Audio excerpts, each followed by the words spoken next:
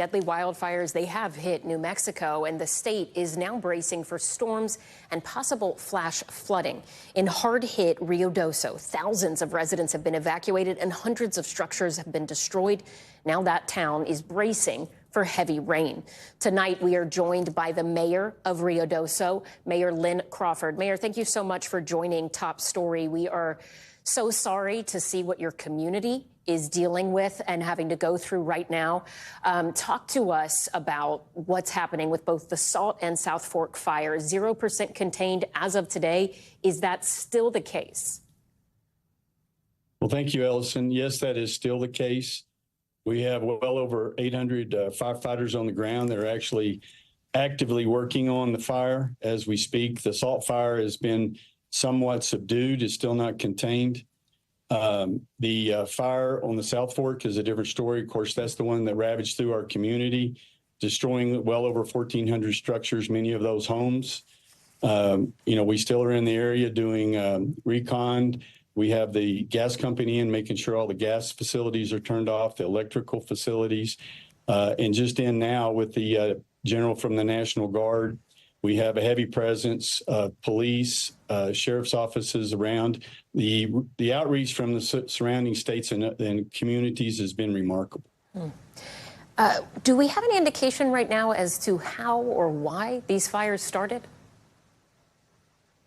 Well, it would be just guesswork on my part. I know that there's some investigation into it. We were first alerted that it was possibly lightning strikes, but now then we hear otherwise. So we'll wait for the investigators to tell us about that. Right now, we're really concerning with fighting the fire, and we have a catastrophic flood watch that we're under. So that says all that you need to know in the name. And so we're prepared for that right now. We are still fully evacuated, and we're still hoping that citizens and people that come in looky-looing, that they stay out. And we're enforcing that because I think that we've already had really bad, and we don't want it to get really worse with loss of life.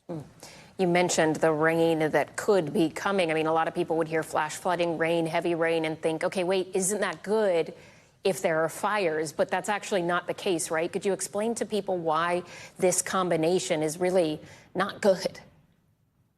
Yes, absolutely. I mean, anybody that's ever been around a campfire, when you get up the next morning and you see the ashes, if you've ever thrown cold coffee or water on it, you see how it just splashes.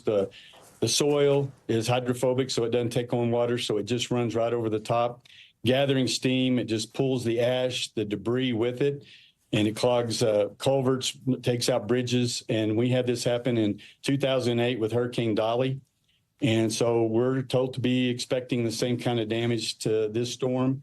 And so we've got all the kind of assets, the resources at our disposal, and we're just waiting for the event to happen. You mentioned the National Guard is there helping and trying to help fight these fires, among other things.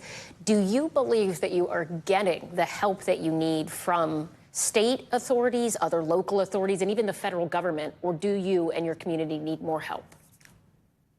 Absolutely. When this fire kicked off Monday morning, we called an emergency council meeting where we had an emergency declaration, sent it to the governor's office. She swiftly signed it, sent it to the president.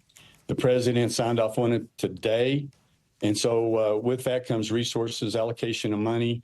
We have, of course, the local entities, the county, the surrounding counties, the tri-state area have all been helping. We're getting all kinds of food, water donations. And we're looking for monetary donations as well. And so a lot of those things are helping, but the state to this point has been great, sending in all the things that we need. Also from the federal, FEMA will be coming in. We have a lot of our delegates coming in to actually view the damage so they can understand just the devastation that we're working with and the severity of the needs that we're going to have in the coming future. We've already started with the recovery efforts, planning, things of that nature. So I know that our community, our citizens are really anxious to get back and look, but I still ask them to please stay away because the danger is still here and it could intensify later this evening and tomorrow for sure. Just trust us. The staff, the people that we've called in to help us are all experts. And we're doing the best we can, and we're making progress. Yeah, protecting life is, of course, the most important thing. I hope your community there will continue to heed your warnings. Mayor Lynn Crawford from Ruidoso, thank you so very much for being with us tonight. We wish you and your community the best, and we hope you will stay in touch as this process moves ahead. Thank you, Mayor. We appreciate it.